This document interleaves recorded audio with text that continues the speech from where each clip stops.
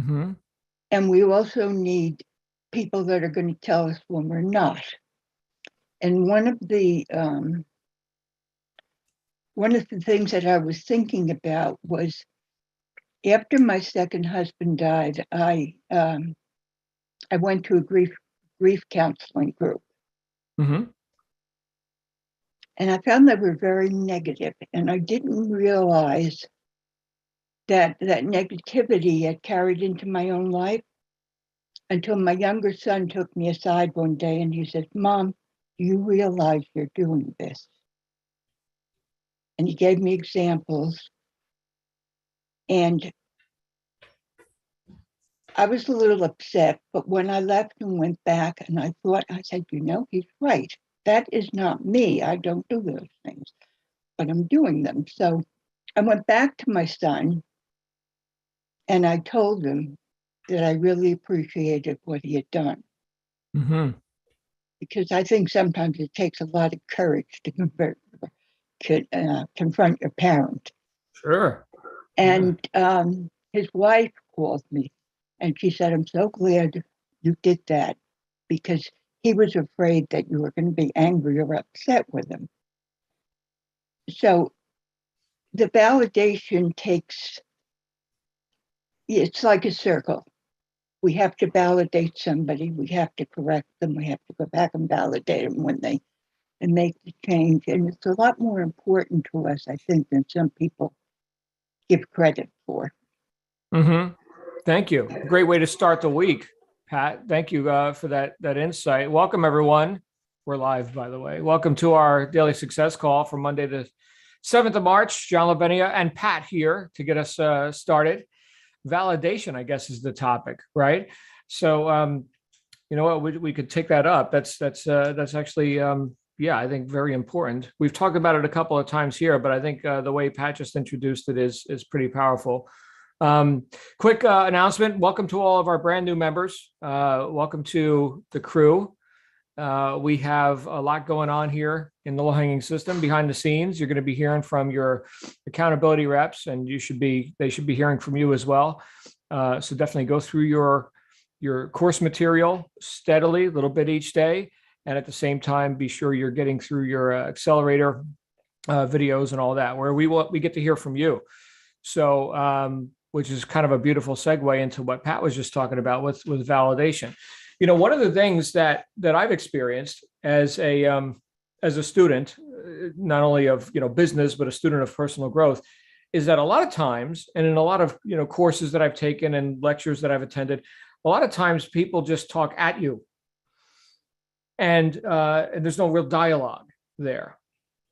In fact, just this weekend, I had a conversation with a new client in one of my businesses, and they made a comment that I thought was interesting. They said, out of all the tens of thousands of dollars I've spent on coaches in recent year or whatever, no one's ever listened to me until you. I was like, really?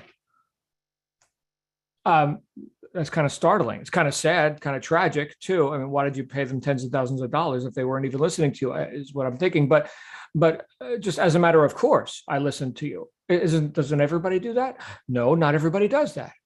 That's pretty interesting. So one of the things that you're going to experience here, if you're new and you are experiencing it, if you've been around a little bit, is that there's two ways of communication. There's inflow and outflow, right? In fact, it's one of the first things that I implore all of our new members to do is to kind of balance those flows. It's easy to be a consumer. It's easy to inflow, to sit there and receive data, to take the course, to be talked at. But as you'll notice, as you go through like the Accelerator series, that was designed so that you get to express yourself as well. Like we actually read that stuff. So like you watch a 5-minute video, that's nice. Now you tell us what you think. In every step of the way, we want to hear, what are your thoughts? Where do you fit into all this? Is this real for you? Is this a hobby? Is this, like what are your intentions here? Like we're interested. Now that's validating, is it not? Thinking about the client who I was just, telling you what they had relayed to me. Don't people like to be heard? Of course they do. Of course they do, right? I mean, look at social media. There's all these people that want to be heard. They want you to click like on their stuff. They want you to subscribe to their channel, whatever. Okay. So people are seeking validation, but here's the interesting part of that, is that when you know how to validate yourself, like, you're on the right path, you're good, you're doing good, right? Do you need external validation now? No, you don't. You don't need other people to validate you. So on one hand, yes, we're social creatures. And, some of you have emailed me recently with praise. I'll take it. Praise, right? Oh, John, your calls are so great and nice. Thank you. Thank you. I appreciate that. Keep it coming. That's how I know that I'm having an effect, right? But what if there is no praise? Do I require that? No, it's not required. I never, none of us did. None of us signed a contract saying that, when every time you experience anything of benefit, you must immediately reciprocate with a certain, this has to be this many words. And no, none of that. So as we go into this business and just in life, one of the things that I've had my focus on, and this was since early on in my whole path of deliberately seeking, answers to life and getting my own life working, was the idea of seeking self-esteem. That's an internal thing. That's not something where I need somebody else to, hand me a title, or the laying on of, the sword, or the laying on of hands, or anything like that, right? It's just something where I can develop for myself, and therefore not need agreement, which is usually what it comes down to. A lot of people want to be agreed with, right or wrong, right? Please agree with me. That's not very resourceful. But we don't require so many, outside things to feel valid ourselves. Now, here's the question: how do we build our own self-esteem? And this is the answer that came to me early on. And well, if you want self-esteem, do esteemable things. Which, there's more to be said about that. And then, I go down the road 20 years, and next thing you know, I write the book, Integrity is Everything. But what is that? What is integrity? It's being able to, as within, so without, right? Like an integrity of like a structure, right? Structural integrity, right? The state of being whole, undivided and undiminished, right? And when we acknowledge that, and we could see for ourselves, you know what, I do good work, right? I show up when I say I'm going to show up. To whatever degree, I've developed some integrity in my life. That's validating. So one of the exercises that I give in that book, and it's not required reading, although you're certainly welcome to go buy a copy if you want, but one of the exercises I give is an integrity list. Many of us are familiar with a gratitude list. Okay, so what is a gratitude list? Let's say you're feeling down in the dumps. By the way, you don't have to be down to do this, okay? But let's say that you just go ahead and grab a pen and paper and start writing down stuff that you're grateful for. Excuse me, which are what? Which are things that you have. We're grateful for stuff we have. My abilities, my my house, my daughter, just start writing stuff. I could see, hear, smell, taste, and touch. I can think. I have food in my belly, right? So you just start writing down all the things you're grateful for, and then you're not down in the dumps anymore. Or if you're already doing pretty good, well, then you're doing even more good. You're validating. Here's all the stuff I have. We're grateful for stuff we have, and this is especially powerful if you've been experiencing lean times, or even just the poverty consciousness of like lack, limitation. I can't, I don't have, I need, I want, right? Well, then start writing down stuff you have. I'll tell you what, gratitude is the greatest wealth creation emotion ever discovered. Gratitude, because we're acknowledging what we have, and what we validate expands. I have, look, see, I have, look, there's evidence. I just wrote it. Evidence. I have, that's valid now. So what's an integrity list? An integrity list is if you feel like you suck and your self-esteem is low or whatever. Okay, so the integrity list is write down stuff that you didn't screw up. And it could be as basic, like with the gratitude list, we wrote down some basic stuff. I mean, nobody's going to get a brain hernia. I mean, just look at yourself, look at your body, you have, yes. So be grateful for that. Okay, well, what did you successfully do today? Well, I got out of bed. Okay. Did you fall to your death or anything? Was that a successful action? I did it. I did it, man. I said I was going to do it and I did it. Fan friggin' tastic. Oh, I ate breakfast. Oh, and you didn't choke to death. Oh, you did that well too. See, look at all this integrity you have. Look at all the stuff that you do right. I know these are tiny little things, but if we've been down on ourselves, maybe that's where we need to start, at the very trailhead, the very bottom of the gradient, right? And then, those thoughts begat more thoughts, right? And so now it's like, oh, well, you know what? I got that account set up with the Etsy, the Amazon thing, the interwebs, right? Oh yeah, that's a high integrity action. See, now we're acknowledging, we're validating, and what you validate, you get more of. Look at all this high integrity action. I'm an esteemed person. I'm an action taker. I'm a goal achiever. Look at that. I said I would do it and I did it. Evidence. Look, there it is. And so you get more of that. And then you don't need so many external, things validating you. I mean, it's nice, right? I like getting nice feedback. But you're on the path regardless. It's a beautiful thing to do, especially if you've been self-deprecating or somehow discounting how able you actually are. So validation, it's a beautiful idea. Now, the opposite of that, of course, would be invalidation. And sadly, there are people just in our midst in society, and maybe even closer than some people even want to look at, who take pleasure in cutting others down. Invalidation, little biting, things that make you doubt if you're going down the right road, or hey, nobody makes money in those kind of things, or you screwed up everything else you've ever done. What makes you think this is going to be different?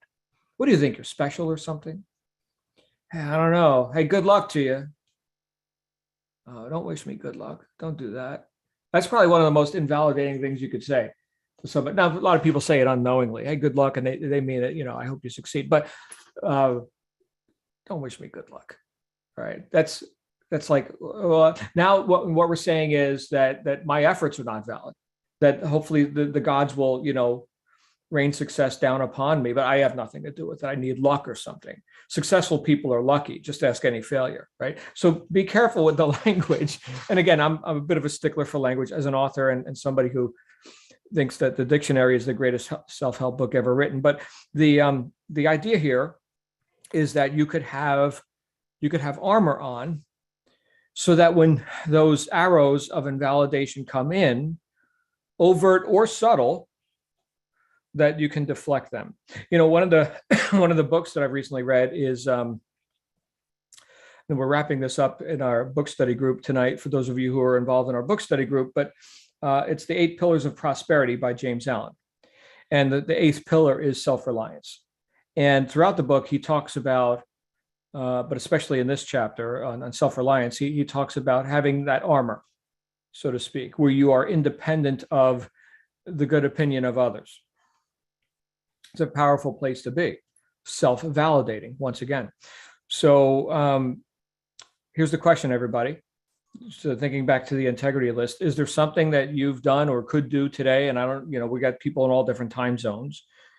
So, but just looking at today, the 24-hour period, is there something you could do today, or that you did do today, because now your day is coming to an end, that you could enumerate? You could just go ahead and acknowledge yourself for that, and you can kind of put that in your pocket and own that as a successful action. Of course, this means that you need to determine what a successful action is, which is one of the questions that I ask our new friends as they get started here, is like, well, what would indicate to you that this was a successful action? See, it's kind of hard to say that this is good and right and valid if we don't know what this is. Okay, so what's the target? All right, so what would indicate to you that this, whatever this is a successful action? This could be you operating your business. This could be how you spend your time this day. This could be how you invested whatever attention, and you only have so much of it, right? How did you invest your attention today? And what indicates to you that that was a successful action? Most people piss away time like they're immortal. So again, we can validate and we can acknowledge ourselves and say, you know what, I did on purpose action. Look at this on purpose action that I did. Right. That indicates to me that it was successful. Or, I remember Pat, who started us off today, saying last week she had produced her first sale. There you go. That's valid, right? That's a win. That indicates that is a successful action. Okay, great. So remember, what we validate expands. You get more and more and more of that, right? So let's seek successful actions and let's know how to define them. Back to that question that I ask new members, right? So what would indicate to you? Oh, okay, well, 10,000 a month. Well, okay, for whatever their reasons are, right? I don't care about the number. I'm not here to validate or invalidate your goals or set them for you, but hopefully you know what you want. So that would indicate to you that this was a successful action, this whole effort that you're about to put in here. Well, great. Let's know that going in, because man who shoots at nothing is sure to hit it, right? So let's have some targets, right? And let's define them. Nothing vague about this. Success isn't vague. It also isn't, as predictable in terms of all the drama that leads up to it. I don't know all the steps and, this and that circumstance. I mean, that just keeps it interesting. But as long as we got the target, then we'll get through the drama to get to the target. But if we're vague about the target, well, I don't know. Something will happen. Maybe start to bet. I don't know. Since we're sitting here vague. The point is that you're very able. And so if no one's validated you today, let me be the first. You're very able. You are. I know you are. Or you wouldn't be here. You wouldn't be in this conversation. So what I'd like to do, since you are able, is give you the ability to talk. So if you guys want to talk, come on out. I'd love to. I see that, Alicia. Celebrate the wins, no matter how small. Yeah. When you validate expands. Keep on trucking. Scott Barker, then Pat. Hey, Scott, you've got the floor, sir. Good morning, John. Good morning, everyone. I think self-esteem has been a huge issue in my life, not just for me, but in terms of how I see it playing out in the lives of others around me. Mm-hmm. What I find is that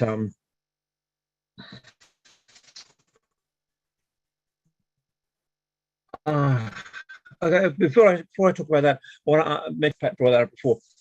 I think, with the exception of children, I think a teacher's job is not to validate someone or make them feel better. A teacher's job primarily is to convey information, knowledge, abilities, and the job of a student is to learn that, and to absorb that in, and make themselves a sponge.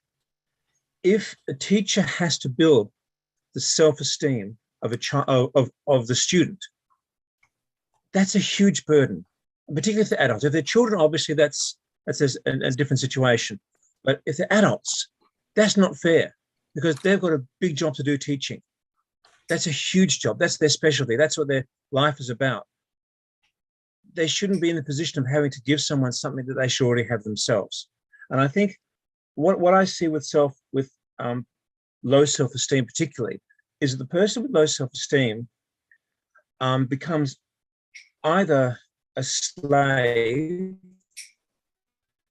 to the opinions of others, or a tyrant in terms of manipulating situations and things in order to extract that validation from others. Like are a proud example of someone who sucks the soul out of someone else in order to fill a gap in themselves, and it will never be filled because no one else can do it. You see that with narcissism, people who have narcissism.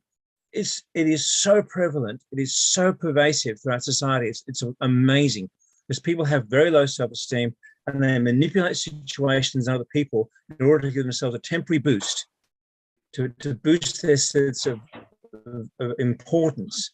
But in doing so, they destroy everyone around them, absolutely annihilate lives. And I've seen it happen too often. Children who are the subject of narcissistic parents, partners who end up killing themselves because they can't have their soul sucked incessantly by someone whose own heart is just a black hole that will never be filled. You have to feel that yourself. It's no one else's job. You have to do that yourself. And the thing is, though, if you look at your actions or anything or your past, what you've achieved in the past, so forth. That may help, but fundamentally, that's basing your perception of yourself on the past. So in a sense, you are the prisoner of your past. So if you've done nothing of any real There's still significance, some or hand, nothing isn't there? that validates you as a person, pardon? Sorry, we just had a little background noise on Carol. So if you've done nothing that really boosts you up from the past, then you're going to be a prisoner of that past. And I think it's very important to do what they do in Star Trek, to go where no man has gone before, or no one has gone before. And self-esteem is like that. If you don't reach beyond your past, you will be stuck in it, lousy. But that's the prison you'll have the rest of your life. You have to reach beyond that. Otherwise, you'll be stuck in it. And I see that too often. People put limitations on themselves, not in terms of just self-esteem, but every aspect of their lives. And they become prisoners to an invisible cage of their own mind. Mhm. And they can't see it. And yet they impose that cage, that limitation upon everyone else around them in order to validate themselves. That's where low self-esteem becomes tyrannical. So, but I think self-esteem, to wrap it up, I think it's not something that we have to earn. Our intrinsic value, our intrinsic importance, it's not something that we have to earn. It's something we have to acknowledge, because I think it's a birthright. Our incredible value, if you want, our inner divinity, or our intrinsic value is a birthright. And what we need to do is not try and find it, but acknowledge what is already there and use that as a springboard, as a foundation. Because unless you have that, it's like anything else. You can't give anyone anything from a position of weakness. You can only give from a position of strength. So if you're weak in terms of self-esteem, you will be manipulating all your environment, your situations, in order to get that. And everything you do, every achievement you do, will be linked to your self-esteem. And so it will be emotionally charged and emotionally traumatic if you don't succeed to the degree you think you should. And that's why self-esteem becomes a black hole. You've got to acknowledge your intrinsic value, and then you have a springboard. If you don't, it's just a black hole. And no one can do that for you. You have to do it for yourself. That's my opinion anyway. Thank you, Scott. I'll make one comment, and that is educate comes from educe, which is the Latin to draw out, to bring out, right? So as you were talking about the role of a teacher, that came up for me. And I saw Diana's text there in the chat as well. Thank you, Diana. Pat has her hand up, and then Kimberly. Hey, Pat. Scott kind of touched on what I want to say, because to me, the role of a teacher is not to pour information into a child's mind. It's to teach the child to think, and to allow a child to question. When my son was 4 years old, he was in pre-kindergarten in a private school, and he had a test that was 2 parts. One was circle the things that are in the country, and the other part was a story the teacher read, and then they had to tell the most important idea in the story. Well, my son circled a stop sign in the country, and teacher marked it wrong because stop signs were wrong in the city. Well, I went back because he also marked them wrong for the second thing. What she was looking for was the main idea of the story, but how she worded it was, what's the most important thing? Well, we had farm in the country, and right on the corner of our house lot was a stop sign. So to my son's mind, stop signs belonged in the country. And the second question wasn't the move that was involved in the story. It was the question of the little boy in the story. will I find any friends there? And she didn't ask him why. So I went in and I challenged. I taught my sons not to be afraid to challenge the teacher if they marked something wrong that they thought were right. And I did that with my students. I had taught literature, and you give essay questions, and one of the students came out of left field with his answer. I couldn't figure out where he got that answer in the book at all. So I called him up, explain it. Well, he was coming from a whole different viewpoint, but he could validate his answer from the text and from his thought process. I gave him credit for it. And one of the teachers, you can't do that. If you wanted that answer, he's got to give that answer. And one of the nicest things I ever heard from, well, two nice things I heard from students is, one was a question: why do you teach? You like kids. And was that a sad commentary on the education system? And the other one came from a student in the gifted class that I taught. And she said, you know why your tests are so hard, Mrs. Locke? I said, why? They got to think to answer these things. So our job as teachers isn't just to pour in information, but it's to teach the students how to think about it. Mm-hmm. And that's what we've got to do with students, is when the teacher outpours information, we got to really think about it. What does it mean? In the cash quadrant, he talks about that. In the investor and business thing, you have to be able to dissect things, think what they mean, and then put them back together so that you can use it. That's enough from me. Thank you, Pat. How does this relate to what we're doing here with e-commerce? I'll tell you how. So that kid with the answer that didn't appear to be the right answer had a whole different approach, which was subjective. And so is every single product that people are buying through these channels, right? So what's the right thing to put on a cup? What's the right answer? I don't know. The marketplace will tell you. And Rachel will give you instruction and will draw out your own creativity. Okay. But there's no black and white hard answer on, this is what's right. Okay. So very subjective. Interesting stuff. Thank you, Pat. Let's go to Kimberly, and then we'll hear from Shaquille. Hey, Kimberly, how are you? Hello. Forgive me. I'm walking the dog. This is my only window to do so. Awesome. Yeah, we're walking with Kimberly and the dog. Can we see the dog? Sure. Can you see him? Nice. There he is. What's his name? Romeo. It's my Romeo. daughter's. Awesome. My daughter's dog. So this just sort of so I homeschooled my 3 kids. Mm-hmm. And my daughters were very academically motivated. They both went to college. It was very easy to keep them on that track. I wouldn't say easy, but easier.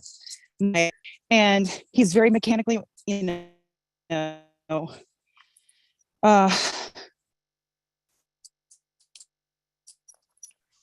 like we're losing Kimberly.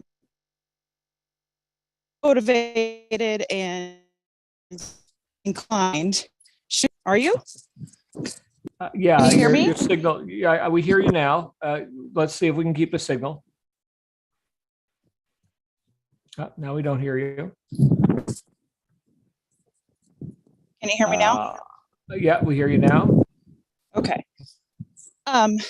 Anyway, my son was the entrepreneurial guy. He had a landscape business from the time he was 12, and it ended up sort of exploding and got a little too big for him and interfering with his education.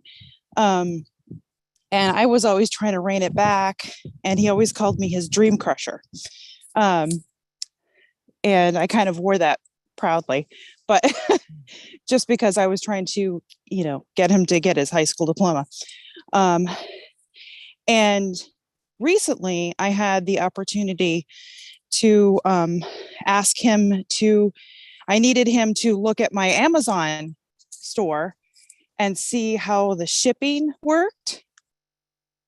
And because he's not on my Prime account. So I needed somebody who wasn't on my Prime account. And I said, can you just put these mugs in your account and just check the shipping? These aren't ready to go out, but just check and see how they work for shipping. That's all I need. And he was just so very negative about the actual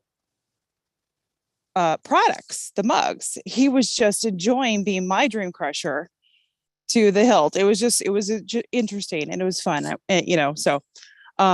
but I just told him, honey, I realize it must be fun to be my dream crusher, but I have to tell you, I am willing to take any of your criticism down the road, but I really just need you to try and figure out the shipping for me right now, and you just need to go over those bumps and just make sure that you keep on task and that, if somebody says, oh, that's not going to sell and you're not going to make any money, that you just go right over those bumps, whoever it is. I would have probably taken that to heart another time in my life.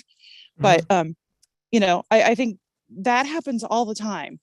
And I think at other times in my life, I probably would have just maybe given up. And I'm just not there now. And I think that you need to just keep going, and make sure that you just label them as dream crushers and move along, because I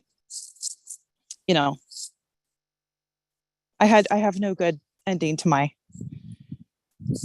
but I think that you just need to move on and just ride those waves out. Mm-hmm. Thank you, Kimberly. Yeah, I mean, the dynamics of interpersonal relationships. So there's a big can of worms that we could go down, but we're not going to do it here on this call. But thank you for relating your experience, Kimberly. Glad you're here. Shaquille, do you have a good internet connection? Because we were struggling to hear Kimberly. She kept breaking up. How's your internet? My internet is the best. Bam. But also, I hope it's good because sometimes it acts up. But anyway, I just wanted to say real quick, don't let anyone crush your dreams. That's crazy. I'm not calling anyone the dream crusher because they can't even get that power.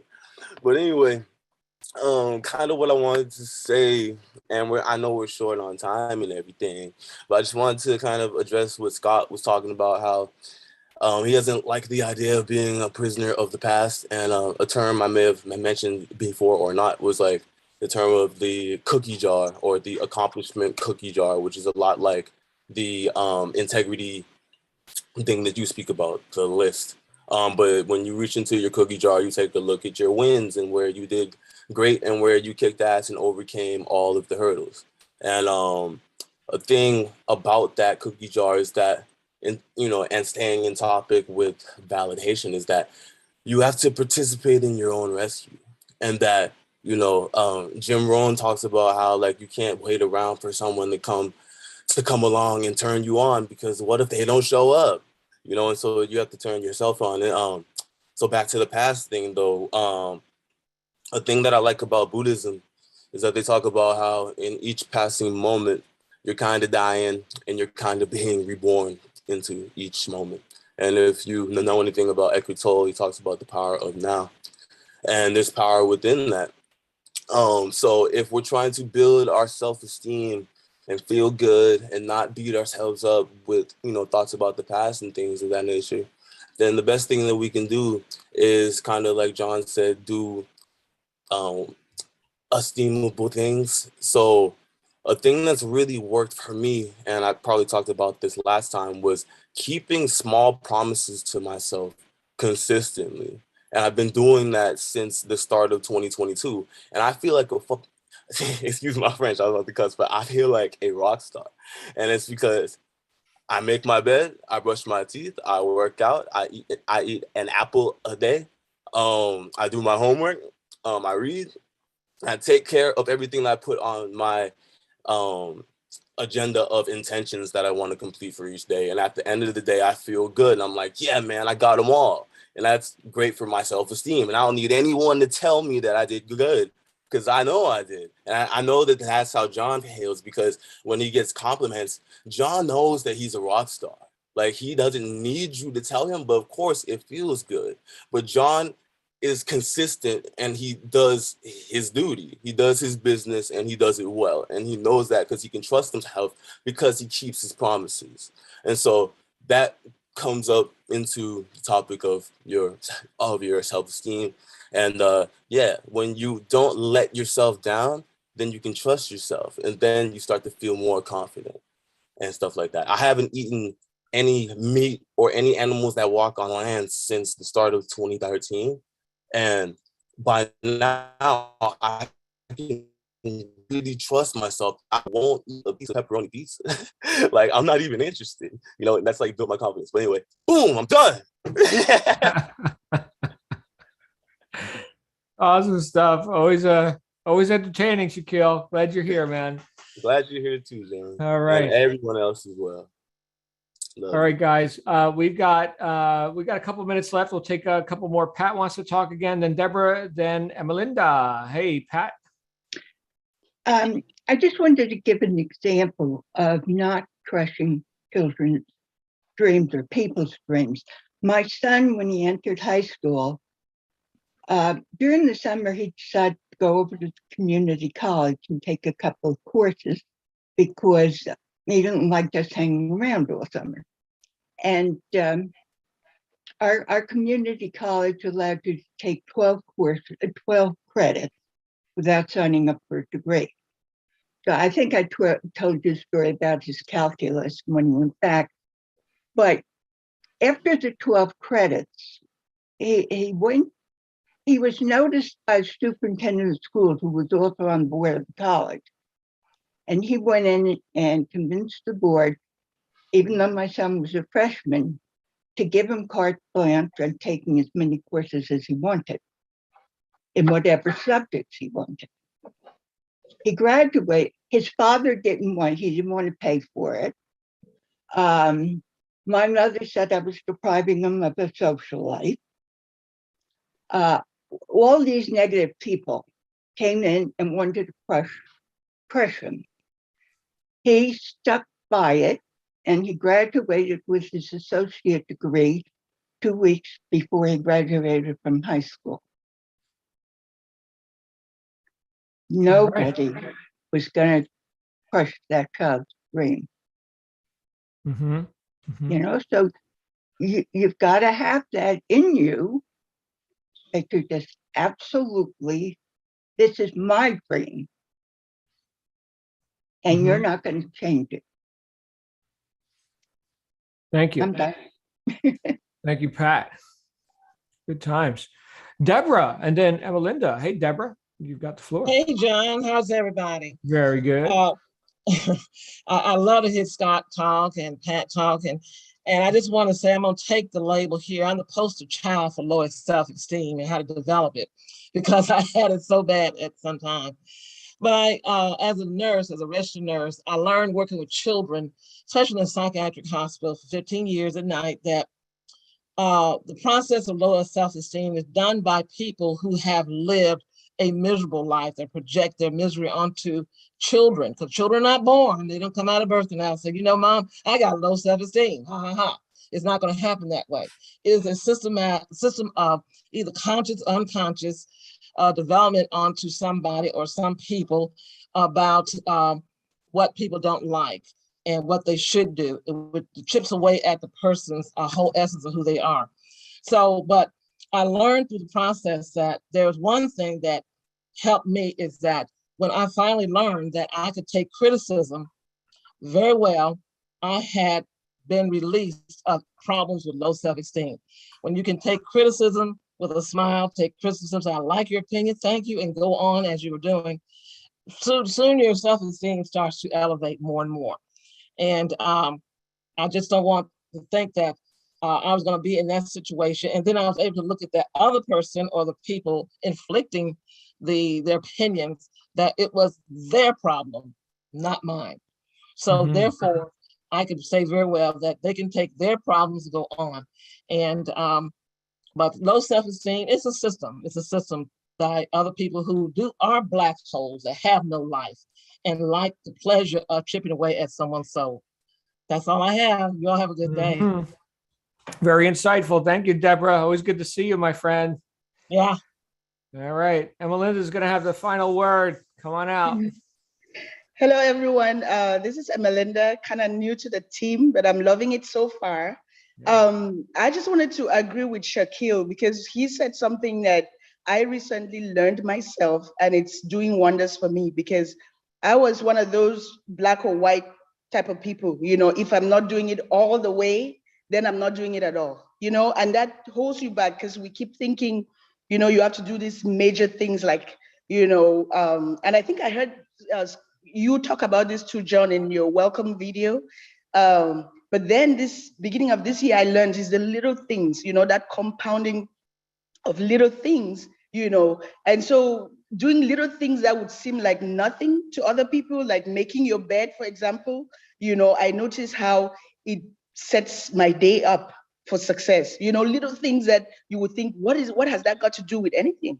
But then, you know, I feel good, my mood is up, which gives me energy to be able to do other things. And so I'm like, you know what? I'm really liking this, do very tiny little things that seem like nothing, but will add up to kind of bring your mood up and kind of set the day, you know? And so another thing I'm doing for me, I have little kids now. And I figured I have to be a role model for them. You know what I mean? I don't want them to grow up as adults and then start struggling with the things that we struggle as in terms of self-esteem, right? So I figured I'll start them out little. We do little things like maybe on a Saturday we choose, I have little girls. I'm like, so what are we gonna do today to feel good? Self-care, you make ourselves, you know, put ourselves first. And they go, oh, let's do a spa at home, you know, and we use things that are already in the house. We don't have to spend extra money.